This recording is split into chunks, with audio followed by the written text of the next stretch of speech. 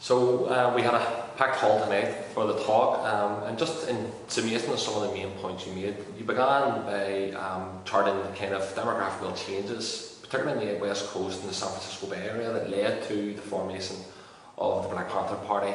And I was just wondering if you could capture, if you like, how this movement emerged in that period. What were the main traits of the movement, and what were the original goals of the Black Panther Party during that time? So the Black Panther Party was formed. You know what? Should I be looking at you the whole time, not at the camera? Does it matter? Either or, that's fine. Okay. Yeah, that's fine. This is all for posterity for us. Oh, just for documentation, so it doesn't matter. And let the kids watch at some point. So Look at the kids. Okay, good.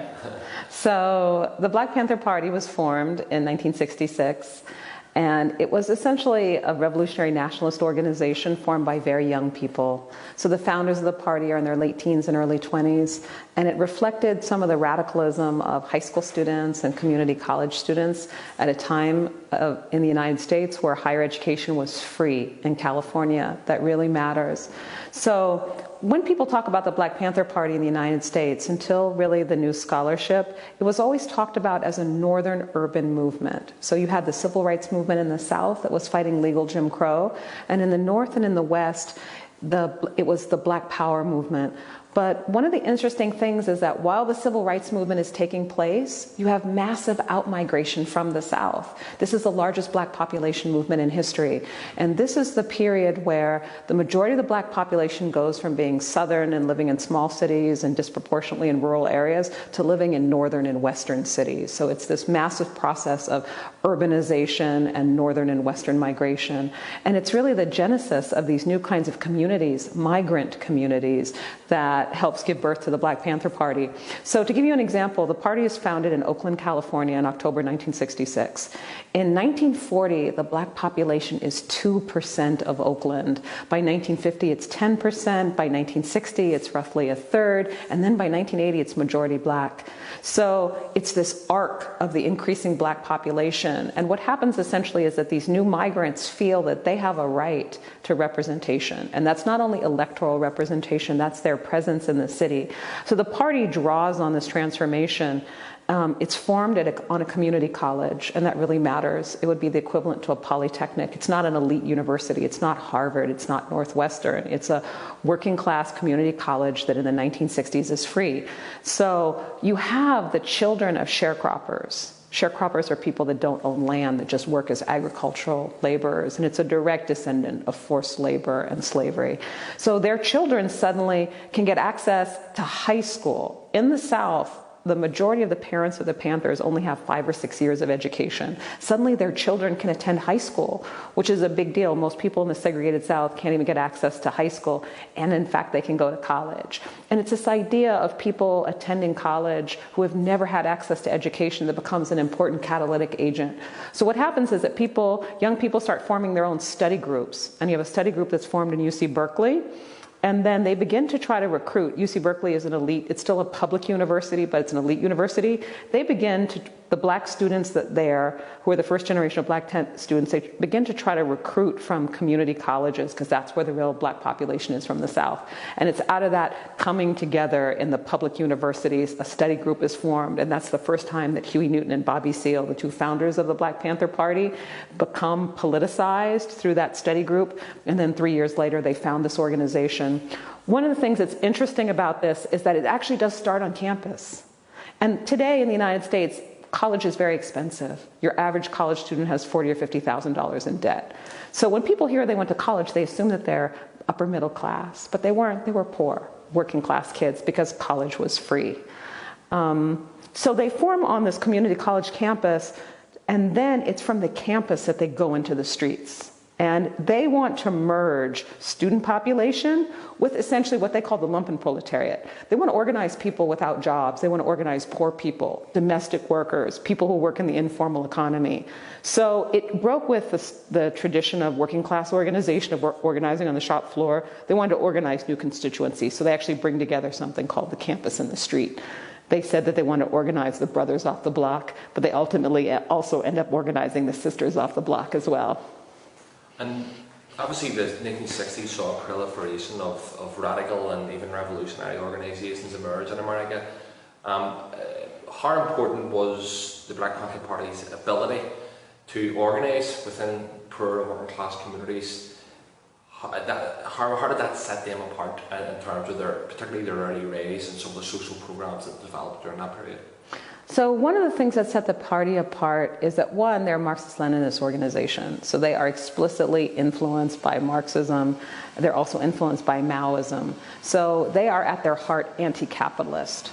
So much of the civil rights movement entailed a fight for legal and civil equality, also the opening up of fair employment, trying to stop job discrimination. But the Panthers took this it's not even one step forward. They took it many steps forward, and they began to criticize the system of capitalism, and they saw capitalism as inherently racially violent. So they are profound anti-communist, and they're influenced by multiple leftist traditions. So they're influenced by Marxist-Leninism. They use the idea of a vanguard party. They are a top-down Leninist party that sees themselves as a vanguard with democratic centralist organization. That they take from Leninism. They also quote Mao all the time, and one of the ways that they raise money on campus is that they sell the little red book. So it's both ideological and it's a way to make money. But they're doing this in the context of the 1960s. So they're organizing in the Bay Area, which is San Francisco and Oakland, but really in the East Bay, which is Oakland and Berkeley. And this matters because this is at the height of the American anti-war movement. So white college students of many colors are organizing against the Vietnam War. They're influenced by the anti-colonial movements. So, over a dozen African countries won their independence in the early 60s, and you have the presence of African students at Berkeley. So the sea that these young people are swimming in is really an anti-colonial sea. And this is a big deal, not only to be a Marxist-Leninist at the height of the Cold War, but also the United States in general is a very inward-looking country. It's one of our challenges. We're a huge country.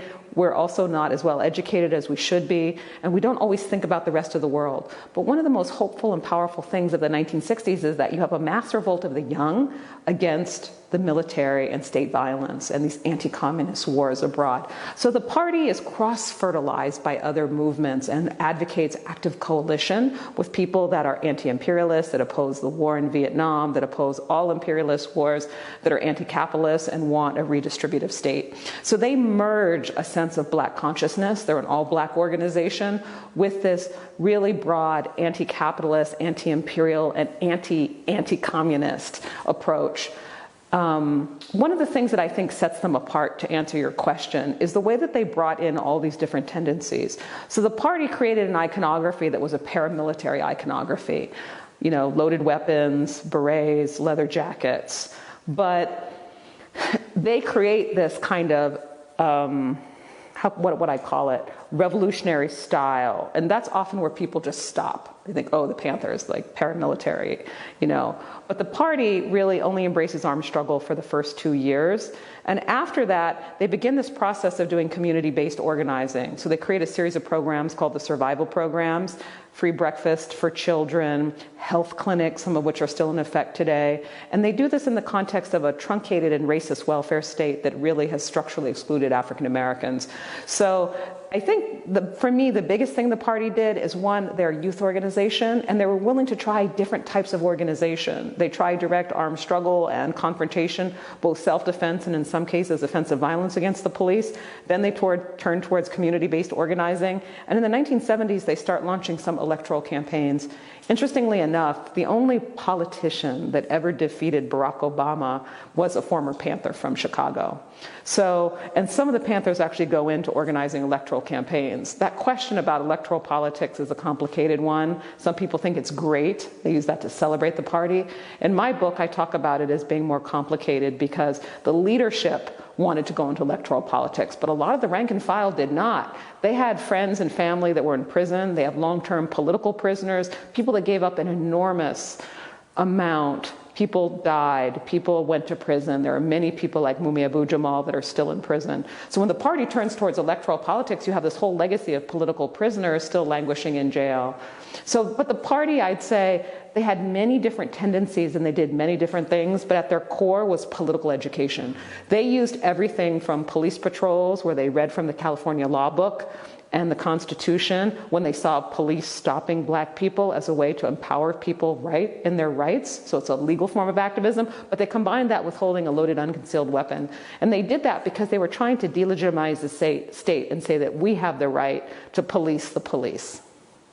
You mentioned there the kind of institutionalization and particularly the prevalence of correction and incarceration as a means of control. And obviously today it's unavoidable the brutal side of police brutality in America, particularly directed at people of colour in America right to this day, the incarceration rates. How important was that during that period of the rise of the Black Panther Party? How much did that underpin the work of the Black Panther Party done at the time in terms of organising and as a platform for struggle during that period? Yeah, thank you for asking that question. I mean, the party is important in the ways that, one, they confronted state violence and they paid an enormous price for this. So this is at the height of the Cold War. The U.S. has the largest military then as it does now. It has a giant internal surveillance apparatus. The United States is a police state. And I don't say that as a polemic. I say it as something descriptive. Yeah. Today, 1 in 4 African-American men are under some form of correctional control. They have incarcerated more people than in any time in history. They incarcerate far more people than China or Russia in total numbers and per capita. So the party took on, in some ways, the most dangerous aspects of challenging the state. Everything from armed struggle to also trying to shame the state, shame the social welfare programs of the state. And they paid an enormous price for that. But what's interesting is the way that they politicize political prisoners. I know that in Ireland that there's a strong tradition of organizing around political prisoners. I saw the felon gathering place. So I would love to hear more about that. But for example, the party's formed in October 1966. By October 1967, Huey Newton is in prison on a capital murder charge. Bobby Seale is gagged and perfused, is unable to speak, and is charged with conspiracy in 1968. So within a year of the party's founding, almost all the male leadership is in prison, but much of the rank and file also. So the state response to the Panthers was mass incarceration. It's not the mass incarceration that comes a decade later. In other words, mass incarceration refers to this overwhelming and disproportionate criminalization of the entire black population. But the party themselves, in some ways, anticipate that. But what they do is they invert this relationship of power. So they throw Huey Newton in jail on a capital murder charge, and then the Panthers launch the Free Huey movement. So they put the state on trial. So they know that black communities all over the country, people are being killed and murdered by police and thrown in prison, that there's a whole system of criminalization. So instead of simply accepting the mantle of prisoner, they invert that, and they say Huey Newton is a prisoner and he's a political prisoner. Therefore, this is a way to recruit for the party. So that tradition of embracing political prisoners. This is very important because in the civil rights movement, there was a real ethos of respectability. Rosa Parks is chosen. She's not the first person to do a bus protest, but she's chosen precisely because she's middle class, she's a seamstress. The idea was that you elevate people who are the most respectable and will look good on television, and that they are their character is unassailable. And I'm not diminishing this strategy. I think it's a practical and important strategy.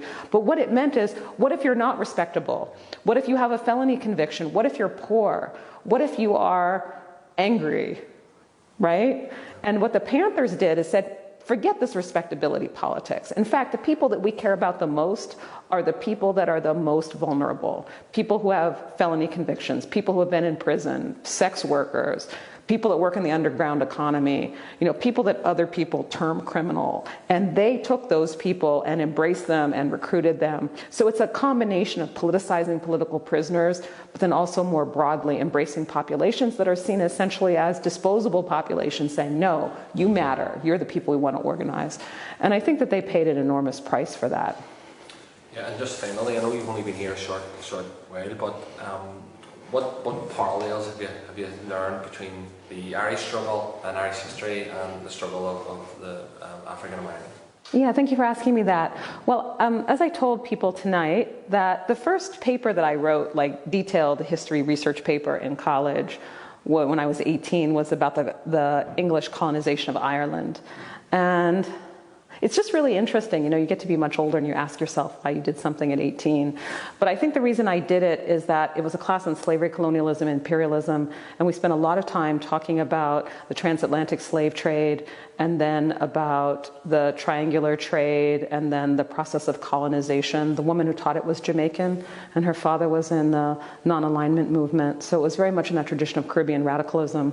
But I was interested in Ireland because I was interested in this longer history of racial discourse and colonization, and the idea of the ways that colonization produces racism. So that's why I wanted to look at the Irish question. So the first is the colonial question, the problem of settler colonialism. And in the United States, it's very important not to isolate the black struggle. Black people suffer the things that they do because of the transatlantic slave trade and this process of, ripping people out from where they come from and transporting them and selling them and turning them into commodities. But it's also happening with the seizure of native lands. And so I think that the Irish struggle is at an intersection between Native American genocide and land seizures and the forced labor. So I never separate the African American politics, also because there are parts of the United States where Black and Native populations are very mixed. That's certainly true in my own family. So I think that's the first thing, is like settler colonialism. That's number one. Two is something both structural but also almost philosophical, which is what happens when you are up against the largest empire. So in many ways, the Irish are pitted against the great hegemon of much of modern history. Like, what do you do when you're up against such enormous force and enormous power, where there's such a asymmetry of power? And, I'm very interested in the history of resistance, and how people fight almost, I don't want to say impossible fights, but how people fight with such enormous asymmetry. And that's also, I think, the piece of Irish nationalism and Irish struggle that has always interested me. I think another thing is that it's when I'm born. So I'm born in '68, and I'm a kid in the '70s and '80s, and there was a lot of awareness, at least among people who are political. I don't come from New York City or Los Angeles. I come from a small Rust Belt town. But I was very aware of the IRA. I'm not even sure why. I just know that I was. And I talked to friends of mine from New York, especially West Indians, and we were all aware of the IRA. So I think that there's this element of parallelism, because we're angry.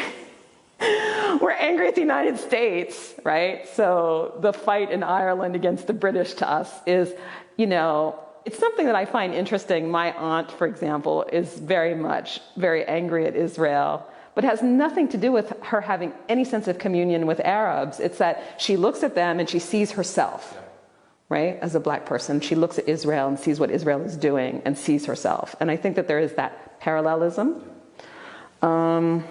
So that would be number 2 and 3. And then one of the things that I'm especially interested in, why I came to Northern Ireland after giving a talk in Liverpool, is that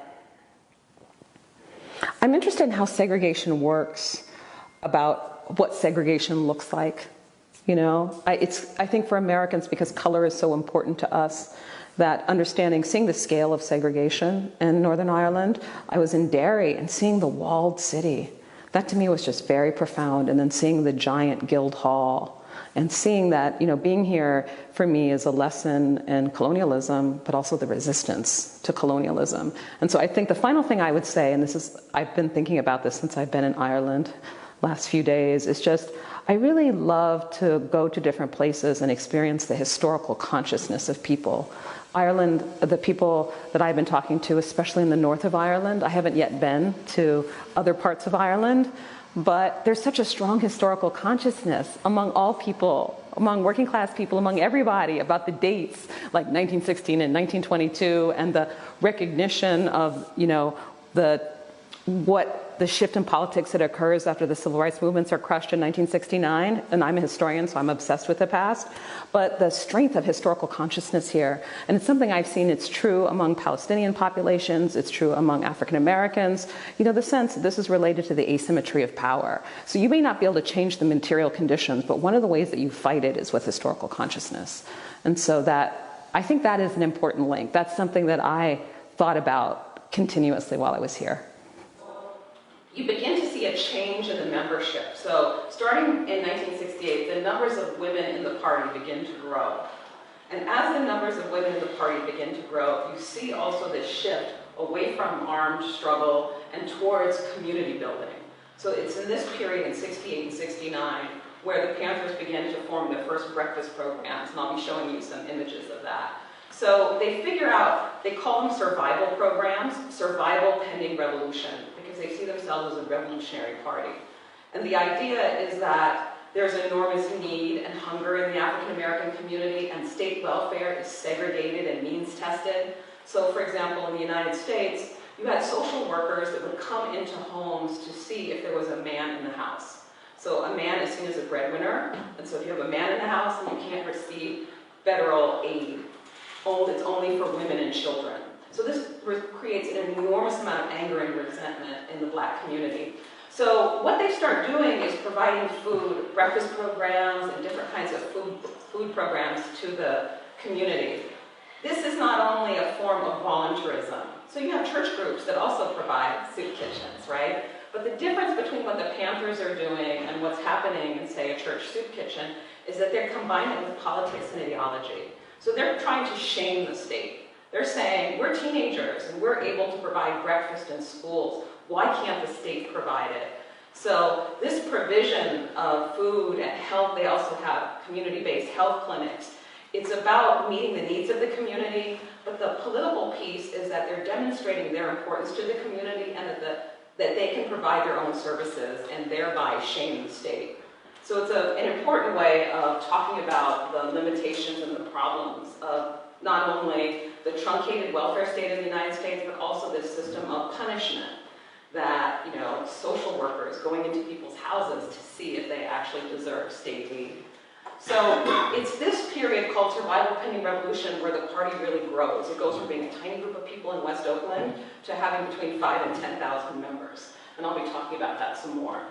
After 1971, they turn to electoral politics. And in many ways, that turn to electoral politics helps transform local politics in Oakland. They register between 20 and 50,000 people to vote.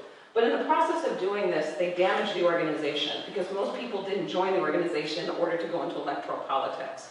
So they impact the local community that ultimately leads to the election of the first black mayor in Oakland. But in the process, many of the rank and file party members leave.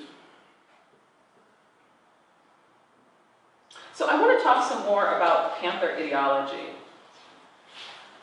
One of the most important things about the Panther Party is that they want to link the domestic and the international. And this is also where Malcolm X is important. So Malcolm X was interested in talking about the black struggle, not just as civil rights, but as human rights. So he makes a plea to the United Nations to talk about the African American struggle in terms of human rights. And this idea is not, Malcolm X doesn't invent it. There's a black communist named William Patterson who makes an appeal to the United Nations in 1951, we charge genocide. So it's an idea that the African American struggle is not just a domestic struggle inside the United States, that it is an international struggle linked to other anti-colonial struggles, and therefore the body that should adjudicate it is an international body, not simply the American government. So this is an image from the Black Panther Party newspaper, and they have this incredible newspaper that runs from 1967 to 1980, all with original art and original reporting, and it's one of the ways that we know so much about the party. Does anyone recognize who this is? Other guesses? Johnson. Johnson, yeah. Why does it matter that it's Johnson? What? He's later in 70, I think, 71. A little bit earlier. So he's president from 1964 to 1968. But the thing that Lyndon Johnson is known for is that he's president when the Civil Rights Act is signed and when the Voting Rights Act is signed. So he's, celebrated as the president that presided over civil rights, the master of the Senate who pushed through this civil rights legislation. But the Panthers hate Lyndon Johnson. And the reason they hate him is because they see him as the architect of the war in Vietnam. So the Panthers are Marxist-Leninists, they're also influenced by Mao, and they're not only concerned with domestic civil rights, they're concerned with the United States' relation to the entire world. So here you have the image of Lyndon Johnson on top of a cowboy boot, and so that's a double meaning because Lyndon Johnson is from Texas, but it's also the image of the cowboy essentially as, white American violence in the world, the adventurism, U.S. imperial violence. And this is the head of the National Association for the Advancement of Colored People. This is the NAACP head, Roy Wilkins. So this gives you an idea, and I wanted to talk about this because I think the history of civil rights in Ireland is well known, but not so much the history of the radical movement. And the reason they have Roy Wilkins licking the boot of Lyndon Johnson is because Roy Wilkins supported the Vietnam War. So the idea is that it was a price that they were willing to make. That for domestic civil rights, we will give up the fight against US imperialism. So in order to win our rights, we will sacrifice the struggles of other people of color throughout the world. So the Panthers hate this. So they are providing an alternative to the domestic vision of civil rights. And here we have a picture of the Lady Liberty. It says she turns her back on Harlem.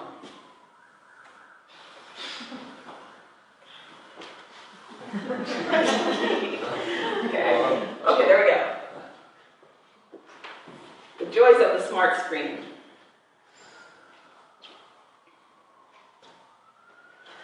This is one of the most important images from the party, and I wanted to highlight this. So, the Panthers are young people with limited resources. They're not an NGO, they don't have external funding, they're not able to get state funding. But what they have is enormous creativity and political creativity. So the artist that's drawn all of these is Emory Douglas, who's a brilliant artist and very important intellectual, not just intellectual in the sense of words, but the use of graphic images in order to illustrate the ideas of the Black Panther Party, which are especially important when you're trying to recruit poor and working class people. So I think, as I've heard, the idea of the police as pigs, this is also said in Ireland, no? Much worse. Much worse? Okay, I want to hear more about that in question and answer period. But it is the Panthers that started this rhetoric of the police as pigs. And the interesting thing about this is that this is not a long lore in African American history. This is an invented idea. And there's a whole discussion in Huey P. Newton's autobiography about how he did this. He was reading Nietzsche's The Genealogy of Morals, and he was interested in how you delegitimize an overwhelming force. Because one of the things that African Americans are faced with is that we're only 10% of the population in a country at the height of the Cold War that's the most powerful military force in the world. So we're faced with overwhelming force. So how do you empower people to directly confront the state? So Huey Newton and Bobby Seale spent a lot of time thinking about how to delegitimize the police.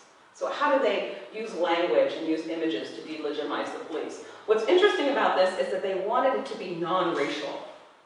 That they didn't want to make this a racial image of the police, even though this is about police violence against the Black community as an internal colony. But as we'll see, the Panthers are allied with the Brown Berets, with the Red Guard Party, so with Mexican and Chicano struggles, the Red Guard Party, even with the white left, so mother country radicals that are opposing the Vietnam War, and then a white working class party called the Young Patriots. So they choose a non-racial image on purpose. Now the argument that's being made here, I don't know if you can read this, is that the label here is local police, National Guard, Marines. So this is an argument that the same kind of force that they are facing in the police are directly linked to the National Guard. And it's the National Guard that comes in and suppresses the urban rebellions. And then ultimately the Marines in Vietnam. So they're trying to make an argument that the violence that you experience at home is the same violence that the United States perpetrates abroad. And in a country like the United States, it is incredibly inward looking. You know, we're a big, big country and we're very focused on ourselves. But in the context of the Vietnam War and the anti-colonial struggles, they're forcing people to look outside the United States, to look to North Vietnam, to look to the Vietnamese independence struggle, to look to China, even to look to North Korea. That's another story. So this is core for they don't just want to delegitimize the police, they also want to delegitimize the military, which is a very dangerous thing to do in the United States. And we'll be talking about what happens. So, I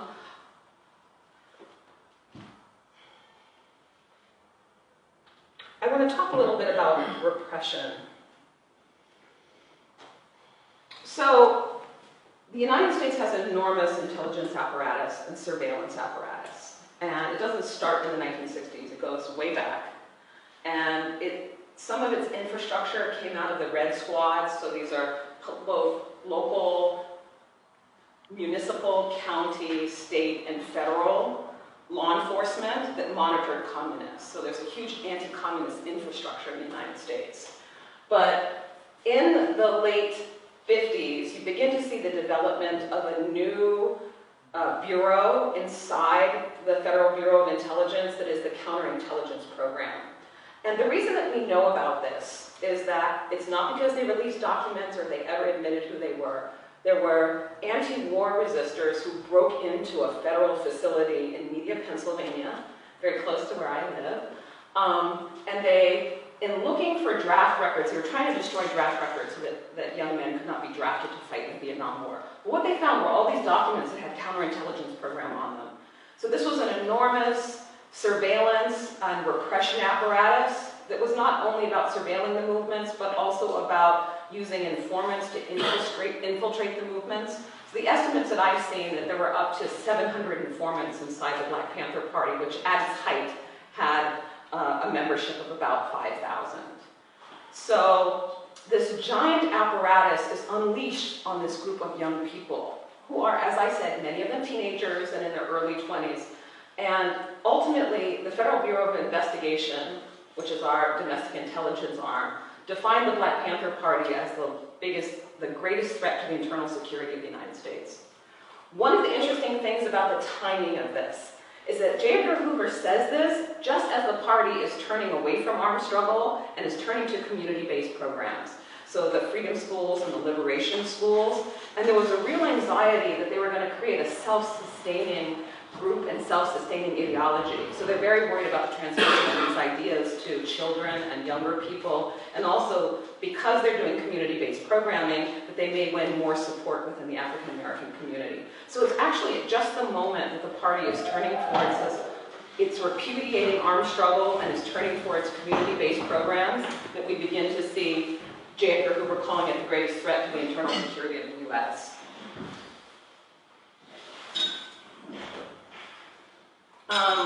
This is a map that I created, which is a combination of a traditional map, but also recreated through oral history. So one of the problems is that with the enormous amount of both police and different levels of police, law enforcement, and federal intelligence, is that a lot of the viciousness that was unleashed on the party was directed at the breakfast programs in the schools. So they were constantly moving to different places. One surprise is that the Panthers are very much a secular organization. They're a secular left organization, but most of the infrastructure for these programs was actually in African American churches. So mainly, there were some Episcopal churches, Southern Baptist, the part of the black population in Oakland is Catholic because they come from Louisiana. So most of the infrastructure for these breakfast programs was actually located in churches, even though the Panthers were a non-religious organization. A quick thing that I want to say about the party is that their longest running institution was a school. So the party is known for its armed self-defense and its police patrols, but I think its most important legacy was a school. So you have liberation schools that are founded throughout the country that taught black history, and we're trying to introduce children to non-authoritarian forms of pedagogy. The experience of violence in schools, of authoritarian teachers, of racist content, and of the complete and utter erasure of African American history was a big part of what led to this movement of consciousness. So while they're best known for their guns, their longest running institution is their school, and I think in many ways it is the most important legacy of political education. One of the things that the party did throughout all of its different activities, including the police patrols, was that they wanted to use, whether it was a police patrol, a more traditional liberation school, a breakfast program, or even an electoral campaign, they wanted to use it as a way to conduct political education. So they wanted to transmit these ideas to talk about socialism and Marxism and the importance of anti-colonial struggle. So one thing I haven't talked about is that the party's core idea is that the black community is a colony inside the mother country. So they're using this language of internal colonization. Ultimately, they go through an ideological evolution. So they go from being revolutionary nationalists to being internationalists. And then by the late 60s and early 70s, they embrace this thing called intercommunalism. And what intercommunalism is that they repudiate the state system. They say that the United States is such an empire that we can't simply talk about state relationship to state. They want to build relationships between individual communities outside the state. So they want a direct relationship between the community of Oakland and then communities in Saigon. They want to reach out to people directly, not through a state system. So the Panther slogan was all power to the people. A few things about gender in the party. So the party, when it starts out, is all male. By the end of 1968, Bobby Seale, one of the founders, estimates that it's majority female. And by the 1970s, from 1974 to 1977, you have a female head of the party, Elaine Brown. And here I have Kathleen Cleaver, who was the wife of Eldridge Cleaver, who was the first woman on the Central Committee. So you do have large numbers of women in the party. The party was in many ways a battleground for gender. You have significant numbers of women in the party. Women are especially working in the school. You had a little bit of gender division of labor. So women are the main contributors to the longest running institution of the party. So I think, like many revolutionary organizations, gender was a battleground. You have women participating in the organizations but not having the same access and power as men, but nevertheless making important contributions. One of the things that you see in the party is that state violence and the experience of being in prison was so important to the party ideology that it's the women who go to prison who are given the most respect. So the woman who heads up the school, her name is Erica Huggins, she is incarcerated, and after she's released, Eldridge Cleaver talks about how essentially Erica Huggins and other women in the party have suffered in the way that men have suffered inside prison. So prison is core, the fighting of state violence in prison is core to Panther's ideas. So I want to make sure that we have time for question and answer. I want to talk a little bit about the legacy here.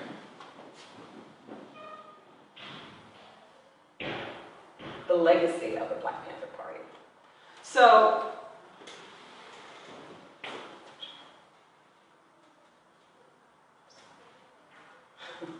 We're getting hang with our Donna. so I'm getting my own tutorial on how to use a smart screen. So one of the exciting things that's happened in the United States is that the party is dissolved in 1982, and I can talk more about that, why it happens. But the period after, I think, the election of Ronald Reagan, this period really, honestly, I mean, I don't even know where it ends, it's even ended. But the election of Reagan, we'll say the election of Reagan through, I guess it's the second term of Barack Obama as president. There's been an enormous construction of a police state in the United States. We see the origins of it in this period, but it vastly expands in the 1970s. So that's the beginning. It's in the aftermath of the 1960s movements that you see the numbers of African Americans incarcerated absolutely take off. And that's how we get to this 1 in 4 Black men under some form of correction and control.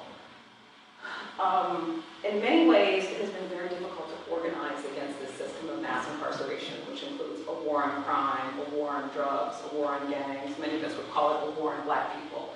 The scale and potency of it has been so enormous, it's been very difficult to organize against it.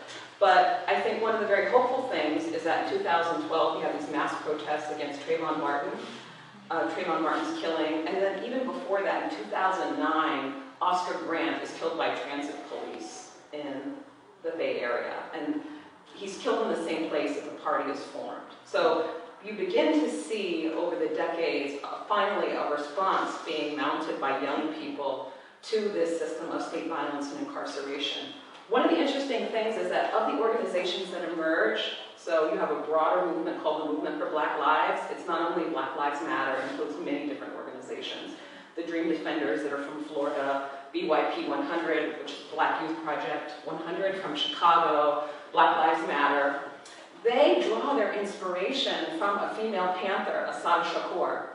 And Assata Shakur is not from Oakland, obviously, and she's not a man. So they chose a rank-and-file Black Panther Party member as their core inspiration. And one of the reasons they choose Assata Shakur is that she's from the New York Party, which actually splits off from Oakland and continues to fight for armed struggle. She is arrested for the shooting of a police officer in New Jersey in the early 1970s and goes through 4 separate trials and is sentenced to hard time.